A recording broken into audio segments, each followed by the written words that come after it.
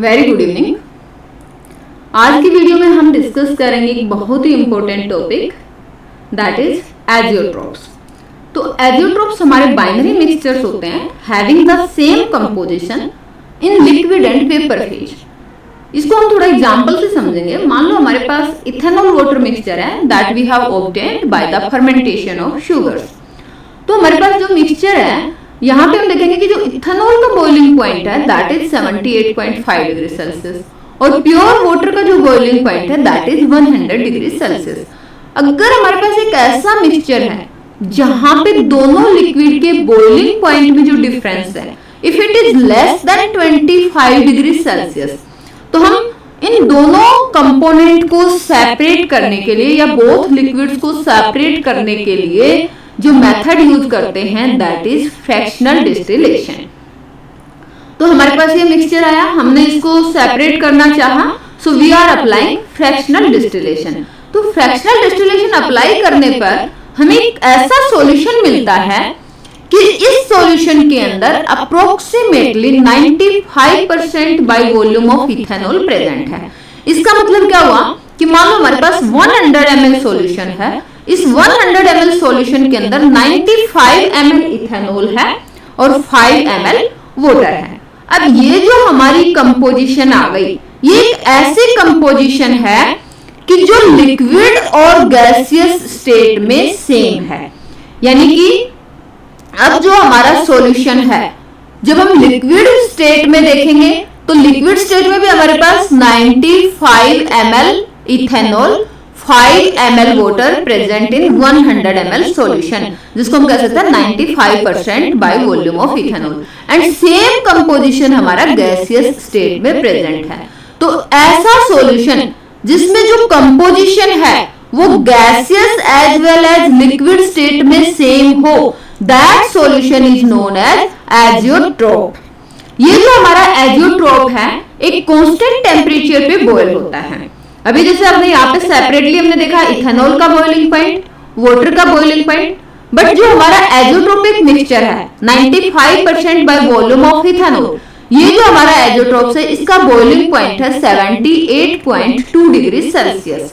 और आप यहाँ पे ऑब्जर्व कर सकते हैं कि ये जो बॉइलिंग पॉइंट है ये आपका इथेनॉल और वाटर दोनों के बॉइलिंग पॉइंट से कम है।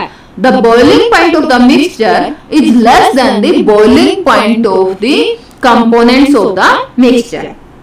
Okay. अब azeotrope composition, when composition present in liquid as well as vapor phase is same, यानी कि जिस कंपोजिशन पे सॉल्यूशन की जिस कंपोजिशन पे आपका एजियोट्रोप बनता है, यानी कि जो कंपोजिशन लिक्विड फेज में और गैसियस फेज में सेम होती है, उसी कंपोजिशन को हम बोलते हैं एजियोट्रोप कंपोजिशन। तो जैसे मान लो हमने बताया कि हमारे पास इथेनॉल वाटर मिक्सचर था, यहाँ पे हमने फ्रैक्शनल डिस्टिलेशन मेथड लगाया to separate these components, these parts या लिक्विड्स ऑफ द मिक्सचर। अब क्या होगा कि जब हमें एजियोट्रोप कंपोजिशन मिल जाती है, उसके बाद क्योंकि अभी तो लिक्विड फेज में भी सेम कंपोजिशन और गैसियस फेज में भी सेम कंपोजिशन है, तो क्या अब हम फ्रैक्शनल डिस्टिलेशन लगा के इनको सेपरेट कर सकते हैं? जी नहीं, क्योंकि फ्रैक्शनल डिस्टिलेशन में तो हमारा मतलब ही वही होता है ना कि जिसका वेपर प्रेशर जिसका वेपर ज्यादा बनेगा वो जल्दी वेपोराइज हो जाए। लेकिन यहाँ तो कंपोजिशन सेम है, गैसियस फेज में भी आपको सेम नंबर ऑफ कंपोनेंट्स मिल रहे हैं और लिक्विड फेज में भी सेम नंबर ऑफ कंपोनेंट्स मिल रहे हैं। तो अब जो है फर्दर इसका सेपरेशन पॉसिबल नहीं है by applying the fractional distillation method. अब यहाँ पे ये जो हमारी एजियोट्रोप्स टर्म्स है, इस कॉन्सेप्ट को और डिटेल में समझने के लिए हमें जो दो बेसिक टर्म्स हैं, वेपर प्रेशर और बॉइलिंग पॉइंट, ये अच्छे से समझ में आनी चाहिए। वेपर प्रेशर हम किसको बोलते हैं कि मान लो ये हमारे पास एक लिक्विड है और इस लिक्विड के कुछ वेपर्स हैं, तो it means this is volatile liquid. तो ये जो वेपर्स हैं इस लिक्विड के सरफेस पे जो प्रेशर पुट करते हैं उस प्रेशर को हम बोलते हैं वेपर प्रेशर। सिंपल भाषा में pressure exerted by the vapours over the surface of a liquid is known as vapor pressure. दूसरी टर्म है हमारी बॉइलिंग पॉइंट। बॉइलिंग पॉइंट ये है कि मान लो जैसे ये वोलेटाइल लिक्विड हमने लिया, इसके कुछ वेपर्स बने, तो ये वेपर्स से हमने समझा कि ये वेपर प्रेशर लगा रहे हैं। मान लो ये जो वेपर प्रेशर है ये सराउंडिंग में जो वेपर प्रेशर, सराउंडिंग में जो प्रेशर होता है उसके इक्वल हो जाए, उस टेम्परेचर को हम बोलते हैं बॉइलिंग पॉइंट। यानी कि अब मान लो इसको कैसे समझेंगे कि मान लो हमने इस लिक्विड को बॉईल करना शुरू किया, तो पहले मान लो at low temperature there are less number of vapours, और वेपर्स कम होंगे तो वेपर प्रेशर भी कम होगा। अब हम इसको गर्म करते जा रहे हैं, गर्म करते जा रहे हैं तो number of vapours will be more, और जैसे ही vapours, number of vapours increase होगा, वेपर प्रेशर भी इंक्रीज होगा, और जब हमारा वेपर प्रेशर सराउंडिंग प्रेशर के इक्वल आ जाता है तो उस टेम्परेचर को हम क्या बोलेंगे, बॉइलिंग पॉइंट। आई होप कि आपको बॉइलिंग पॉइंट का कॉन्सेप्ट समझ में आ जाएगा। इसको हम बोलते हैं कि the temperature at which liquid converts into vapour. ये एक सिंपल भाषा में बोला जाता है, लेकिन साइंटिफिक कॉन्सेप्ट क्या है, the temperature at which vapour pressure of a liquid become equal to the surrounding pressure of the liquid. तो मान लो ये हमारा लिक्विड है, सेम लिक्विड हमने लिया और दोनों को ही सपोज करो हम गर्म कर रहे हैं और दोनों के ही वेपर्स बन रहे हैं, वेपर्स बन रहे हैं क्योंकि लिक्विड हमारा सेम है, लिक्विड सेम है तो सेम टेम्परेचर पे सेम नंबर ऑफ वेपर्स होंगे और वेपर प्रेशर भी सेम होगा। तो अगर कंडीशन ये है कि मान लो यहाँ पे हमारे पास वेपर प्रेशर आ जाता है 1 एटमॉस्फेयर, तो पहली कंडीशन हम ये कंसीडर करेंगे, टेम्परेचर मान लो यहाँ पे हमने ले लिया 100 डिग्री सेल्सियस, क्योंकि कोई भी सॉल्यूशन हम मान के चल रहे हैं समझने के लिए। तो इसको मैं थोड़ा सा समझ, ये मान लो टेम्परेचर 100 डिग्री सेल्सियस है, तो ये हमने मान लिया कि कंडीशन ए है और ये कंडीशन बी है, दोनों में लिक्विड जो है वो हमारा सेम है, मिक्सचर हो सकता है आपका, एक लिक्विड हो सकता है, हमें बस कॉन्सेप्ट समझना है। तो अब क्या होगा कि जब हमने इसको 100 डिग्री सेल्सियस पे हीट किया तो दोनों में इक्वल नंबर ऑफ वेपर्स होंगे, तो दोनों में वेपर प्रेशर भी इक्वल होगा। अब मान लो हमने ए को रखा है, ए को जो है हम ए को रखते हैं और इसकी सराउंडिंग में जो सराउंडिंग इसका प्रेशर है दैट इज आल्सो 1 एटमॉस्फेयर। तो ए के केस में क्या हुआ कि जो इसका जो वेपर प्रेशर है that become equal to the surrounding pressure. तो यहाँ पे हमारा ए के केस में क्या आ गया, बॉइलिंग पॉइंट आ गया, बॉइलिंग पॉइंट आ गया। और बॉइलिंग पॉइंट कितना आ गया, 100 डिग्री सेल्सियस, क्योंकि हमने इसको 100 डिग्री सेल्सियस पे गर्म किया था। अब हम दूसरा केस समझते हैं, केस बी। केस बी में क्या किया कि हमने यहाँ पे केस बी में क्या किया कि ये जो कंटेनर है इसको सपोज करो हम 1.5 एटमॉस्फेयर पे रख देते हैं, तो हमारा सराउंडिंग प्रेशर कितना हो गया, 1.5 एटमॉस्फेयर। लेकिन जो हमने 100 डिग्री सेल्सियस पे रखा तो हमारा जो लिक्विड है, लिक्विड का 100 सेल्सियस पे जो वेपर प्रेशर है दैट इज 1 एटमॉस्फेयर। तो अभी जो हमारा जो सॉल्यूशन है केस बी में, क्या ये हमारा बॉयल होगा, जी नहीं। बॉयल कब होगा, जब हमारे जो वेपर्स के द्वारा जो प्रेशर एक्सर्ट किया है that become equal to 1.5 atmosphere. लेकिन अभी तो हमारा केवल 1 एटमॉस्फेयर प्रेशर एक्सर्ट कर रहे हैं, वेपर प्रेशर 1 एटमॉस्फेयर है और सराउंडिंग का प्रेशर 1.5 है। तो केस बी में हमारा बॉइलिंग पॉइंट नहीं आया और केस ए में हमारा बॉइलिंग पॉइंट अचीव हो गया। तो कहने का मतलब क्या है, boiling point of a liquid varies depending upon the surrounding environment pressure। अब हम समझेंगे 2 types of azeotrophs। पहला है मिनिमम बॉइलिंग एजियोट्रोप्स और दूसरा है maximum boiling azeotropes.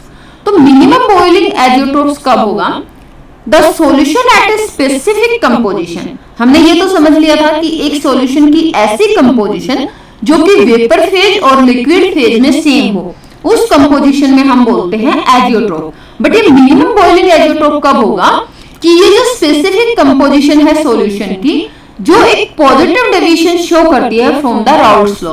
The solution at a specific composition which show a large positive deviation from Raoult's law, तब जो एजियोट्रोप है उस एजियोट्रोप को हम बोलेंगे मिनिमम बॉइलिंग एजियोट्रोप। कैसे, अब देखिए दो यहाँ पे मतलब बॉइलिंग पॉइंट जो है वो कम है और डेविएशन जो है पॉजिटिव है, तो it means vapour pressure high है, दोनों एक दूसरे के ऑपोजिट हैं। कैसे, अब हम समझते हैं। देखिए पॉजिटिव डेविएशन है, it means vapour pressure high है। वेपर प्रेशर हाई है तो मतलब जो हमारे दो लिक्विड्स हैं उनके बीच में, लिक्विड लिक्विड के बीच में इंटरेक्शन जो है पुअर है। अगर पुअर इंटरेक्शन होगा तो more number of vapours will be form, और जितने ज्यादा वेपर्स होंगे उतना ही वेपर प्रेशर हाई होगा और जिस टेम्परेचर पे हमारा वेपर प्रेशर सराउंडिंग प्रेशर के इक्वल आ जाता है, that temperature is known as boiling point. तो जितनी जल्दी जितने हमारे वेपर प्रेशर हाई होंगे, वेपर प्रेशर जितना हाई होगा उतनी ही जल्दी हमारा जो वेपर प्रेशर है that become equal to the surrounding pressure. तो अगर हमारा कम टेम्परेचर पे ही जो वेपर प्रेशर है वो सराउंडिंग प्रेशर के इक्वल हो जाता है, और वो क्यों हो जाएगा? क्योंकि कम टेम्परेचर पे ही वेपर्स हमारे ज्यादा बन रहे हैं, क्योंकि इंटरेक्शन पुअर है, पॉजिटिव डेविएशन है। पॉजिटिव डेविएशन का मतलब vapour pressure high. Vapour pressure high कब होगा? जब दो लिक्विड्स के बीच में इंटरेक्शन पुअर होगा, more number of vapours will be form, so more vapour pressure. तो क्या होगा? वेपर प्रेशर हाई, और वेपर प्रेशर हाई तो क्या होगा कि जो जिस टेम्परेचर पे सराउंडिंग जो प्रेशर है उसके पास जो पहुंचना है दैट टेम्परेचर विल बी लो। तो minimum boiling azeotropes this solution will show. I hope कि आपको समझ में आया होगा। नहीं समझ में आया तो हम मैक्सिमम बॉइलिंग एजियोट्रोप्स से समझते हैं। इसमें बिल्कुल इसका रिवर्स होगा कि इसमें क्या होगा कि मान लो जब हम नेगेटिव डेविएशन हमारा कोई सॉल्यूशन शो कर रहा है फ्रॉम राउट्स लॉ, तो नेगेटिव डेविएशन का मतलब क्या होता है कि जो राउट्स लॉ के अकॉर्डिंग जो वेपर प्रेशर आना चाहिए कंपैरेटिवली हमारा वेपर प्रेशर लो आ रहा है। तो वेपर प्रेशर लो आया इसका मतलब क्या हुआ? दो लिक्विड के जो कंपोनेंट्स हैं उनके बीच में इंटरेक्शन स्ट्रॉन्ग है, और इंटरेक्शन स्ट्रॉन्ग है तो कम वेपर्स बन रहे हैं, तो लेस नंबर ऑफ वेपर्स होंगे तो वेपर प्रेशर भी कम होगा। और जितना हमारा सराउंडिंग प्रेशर है, जितना सराउंडिंग प्रेशर है उतना वेपर प्रेशर रिक्वायर मतलब हमें चाहिए, तभी तो बॉइलिंग पॉइंट आएगा। तो उतने वेपर प्रेशर लाने के लिए क्या करना होगा? हमें ज्यादा हीट देनी पड़ेगी, सॉल्यूशन को और ज्यादा एनर्जी देनी पड़ेगी। तो हमारा जो टेम्परेचर है दैट विल बी हाई। तो इसको हम बोलेंगे मैक्सिमम बॉइलिंग एजियोट्रोप। यहाँ पे हम एक एग्जांपल लेते हैं, nitric acid and water. Nitric acid and water form the maximum boiling azeotropes. इसमें जैसे हमारे पास कंपोजिशन क्या होगी? कंपोजिशन है कि 68% nitric acid and 32% water by mass. तो इसका जो बॉइलिंग पॉइंट आता है दैट इज 393.5 केल्विन। तो प्योर वाटर का कितना रहता है? प्योर वाटर का हमारा 100 डिग्री सेल्सियस, तो 100 डिग्री सेल्सियस मतलब 373 केल्विन। ये हमारे पास एजियोट्रोपिक कंपोजिशन या सॉल्यूशन है, लेकिन इसमें जो एजियोट्रोपिक कंपोजिशन है वो 68% nitric acid and 32% water by mass है। लेकिन अगर हम प्योर नाइट्रिक एसिड का बॉइलिंग पॉइंट देखेंगे तो 83 डिग्री सेल्सियस, प्योर वाटर का देखते हैं तो 100 डिग्री सेल्सियस, और इस मिक्सचर का देखेंगे तो ये हमारे पास देखो 393.5 केल्विन लिखा है, तो इसको डिग्री सेल्सियस में कन्वर्ट करेंगे तो हमारे पास क्या आ जाएगा? 120.5 डिग्री सेल्सियस। तो हमने क्या देखा कि जो मिक्सचर है, मिक्सचर का जो बॉइलिंग पॉइंट आया हमारा, जो उसके कंपोनेंट है दोनों से ही ज्यादा है। तो दोनों से ज्यादा इसलिए हमने इसको बोलते हैं मैक्सिमम बॉइलिंग एजियोट्रोप। मैक्सिमम आने का रीजन क्या हुआ? क्योंकि ये जो कंपोनेंट हैं इनके बीच में HNO3 और H2 के बीच में जो इंटरेक्शन है वो ज्यादा स्ट्रॉन्ग है। ज्यादा स्ट्रॉन्ग है तो नंबर ऑफ वेपर्स कम बनेंगे, और नंबर ऑफ वेपर्स कम बनेंगे तो जो वेपर प्रेशर एक्सर्ट होगा by the vapours of the solution, वो जो एटमॉस्फेरिक प्रेशर है उसको जल्दी से अचीव नहीं कर पाएगा। तो जो हमारा सराउंडिंग प्रेशर है उस तक पहुंचने के लिए इस सॉल्यूशन को ज्यादा हीट करना पड़ेगा, और ज्यादा हीट करना पड़ेगा मींस हाई टेम्परेचर देना पड़ेगा। और हाई टेम्परेचर पे जो ये सॉल्यूशन है 68% nitric acid and 32% water by mass, इस सॉल्यूशन का हाई टेम्परेचर पे बॉइलिंग पॉइंट अचीव होगा। That's why this solution is known as maximum boiling azeotrope. I hope कि अब आपको समझ में आ गया होगा what is minimum boiling azeotrope and what is maximum. तो अब आप ये देख सकते हैं कि अगर हमारा ये वाला एग्जाम्पल मैक्सिमम बॉइलिंग एजियोट्रोप का है HNO3H2 मिक्सचर, तो जो हमने इथेनॉल वाटर मिक्सचर लिया था, देखिए इसमें जो मिक्सचर का बॉइलिंग पॉइंट है वो लेस है, तो it will be minimum boiling azeotrope example. तो इस वीडियो में इतना ही। Thank you.